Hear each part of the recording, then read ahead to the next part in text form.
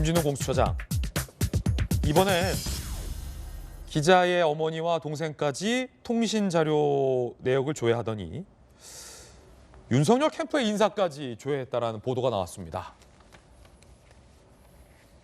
도대체 누구까지, 어느 정도까지 조회를 한 거죠? 이럴 거면 그냥 공수처가 밝히는 게 낫지 않습니까?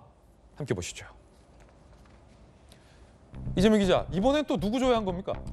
네, 지금 보시는 것처럼 장능인 국민의힘 상임선대위원장 청년 보좌역의 통신 자료를 조회한 사실이 어제 확인됐는데, 장능인 보좌역인 이겁니다. 그러니까 고위공직자와 친분이 없고 야당 후보 캠프에서 활동한다고 조회한 건지, 이렇게 되면 이제 민간인 블랙리스트 아니냐 이런 주장인데, 지금 이 조회를 한 주체가 공수처 수사 3부입니다. 공수처 수사 3부가 고발 사주 의혹을 조사하고 있죠. 그러니까 만약에 장능인 보좌역이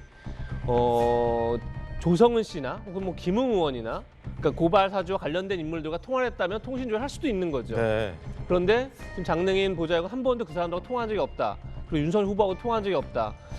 그러니까 제가 어제도 이제 기자의 가족들까지 통신 조회했다는 건 좀 이해할 수가 없지 않겠습니까? 기자들이야 뭐 검사라든지 아니면 의원들이 통화를 했기 때문에 뭐 건너 그 피의자를 조사하다가 나올 수도 있지만, 그게 아니라 그러면 결국 기자에 대한 통신 내역을 압수수색을 통해서 한 건 아니고서는 가족까지 갈 수가 없는 건데, 지금 이제 방금 장능인 보좌역도 마찬가지지만 도저히 연결고리가 없는 사람들이 왜 통신조회가 되고 있느냐, 지금 공수처로부터 좀 이해할 수 없는 일이 계속 반복되고 있는 거죠. 아마 내일 또 새로운 인물이 나올 겁니다. 그러니까 도대체 언제까지 이것을 그냥 방치할 것이냐. 뭐 지금 이미 검찰에 고발도 되고 했지만 과연 검찰이 수사의 속도를 낼 수 있는지도 문제겠지만, 일단 공수처가 먼저 밝혀야 된다. 그리고 제가 볼 때 이건 국회에서 여야가 합의를 해서 이건 국정조사 사항이다. 왜냐하면 공수처라는 게 어쨌든 간에 제가 어제도 말씀드렸지만 문재인 정부에서 권력기관의 개혁의 핵심으로 만들어내는 게 공수처입니다. 그러니까 공수처에 문제가 있다 그러면 문재인 정부의 지금까지 권력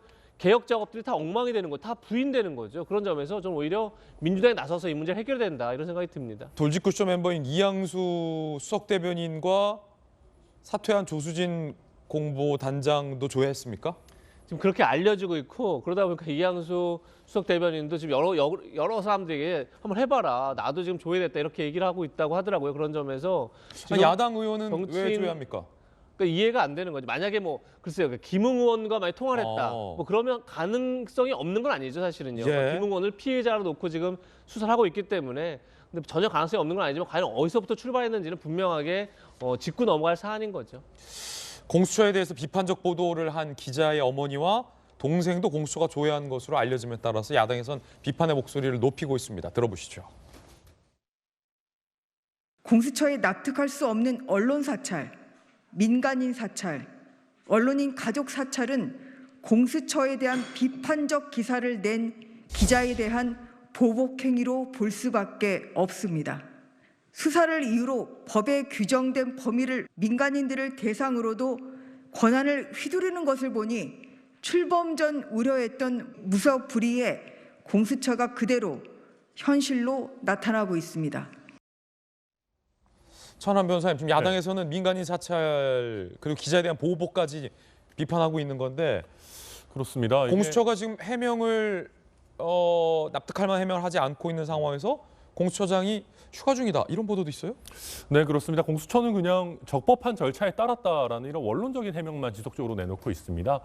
아까 우리가 이제 장능인 보좌역에 대해서 얘기를 했습니다만, 저도 장능인 보좌역 나름 친한 사이인데요. 그렇군요. 근데 장능인 보좌역이 이제 상임선대위원장 청년 보좌역입니다. 저희가 보통 이제 이 타이틀이 길어지면 길어질수록 선대위에서는 그렇게 높은 직책이 아니거든요. 아, 그래요? 네, 그렇습니다. 선대위에서 타이틀이 길어질수록 높은 직책 아니다. 예, 공보실장, 뭐 공보부단장 이런 게 높은 거지. 막 길어지면 공보단장 이거 그렇죠, 높잖아요. 공보단장 이런 분들이 높은 겁니다. 근데 뭐 아까 뭐라고요? 청년 국민의힘 선대위 상임선대위원장 청년 보좌역까지 가게 되면은 뭐가 붙는구나 계속. 네, 붙을수록 이게 멀어지는 거거든요. 그러다 보면 사실 장능인 보좌역이 뭐 아주 내밀한 정보나 아니면 김웅 의원이나 조수진 씨와 직접적인 관계가 있다라고 보기는 정말로 어려운 인물입니다. 네. 이런 인물에 대해서까지 공수처가 정말 조사를 했다라는 거는 이게 며칠 지나고 나면은 뭐 거의 뭐 전 국민을 다 조사할 기세거든요. 이게 도저히 이해가 안 되는 거죠. 물론 우리가 연결 계좌를 조회하듯이 핀포인트로 특정 인물을 놓고 그 사람과 통화한 특정인들을 따라가면서 조사할 수는 예. 있습니다. 그렇지만 그건 어디까지나 특정인을 핀포인트 했을 때 그렇게 하라는 거지. 마구잡이로 기자들을 막 뒤지고 기자들이 연락한 모든 사람을 뒤지라는 게 아니거든요. 예. 요즘 저도 친한 기자분들 사이에서 어떤 우스갯소리를 하냐면 내가 조회를 했는데 나를 공수처에서 조회를 안 했더라.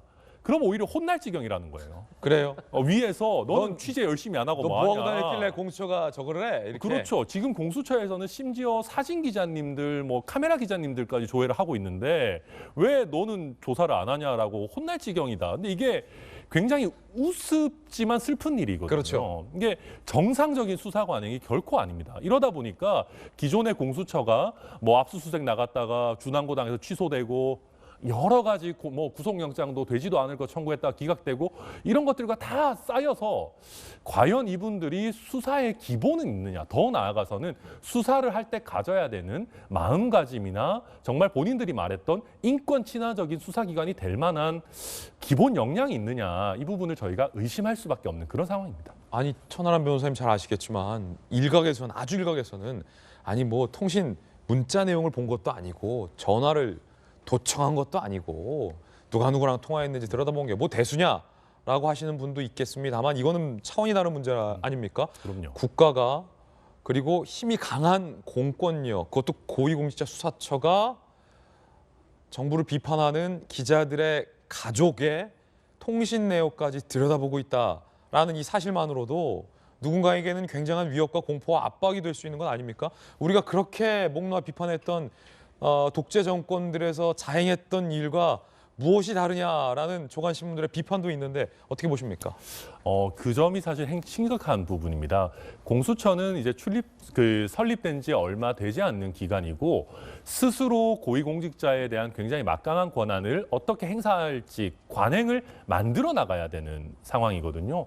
그렇다라고 하면 우리가 지금 기존에 특히 진보 진영의 여러 언론들부터도 지금 굉장히 이해하기 어려운 이런 행태라고 비판을 받고 있는데 과연 공수처가 이렇게 간다고 할 때 막강한 힘을 스스로 절제할 수 있겠느냐라는 부분에 대해서 여야를 막론하고 우려 섞인 목소리가 나오는 게 당연한 그런 상황입니다. 이 공수처를 만든 장본인 민주당의 전용기 의원의 입장 어떠십니까? 사실 공수처가 이렇게 과도하게 수사를 하고 있다는 비판은 빨리 또 추가적인 입장 해명이 필요할 것으로 보고 있고요. 사실 공수처에서 지금 당장 조회한 사람들은 결국에는 고발 사주와 연결고리가 조금이라도 있다라는 내용이 조금 있었습니다. 그것이 무엇이었냐면 누가 누구랑 통화했는지만 확인하는 정도였습니다. 사실 김웅 의원과 이제 조성은 씨가 갑자기 왜 나왔느냐를 보면요.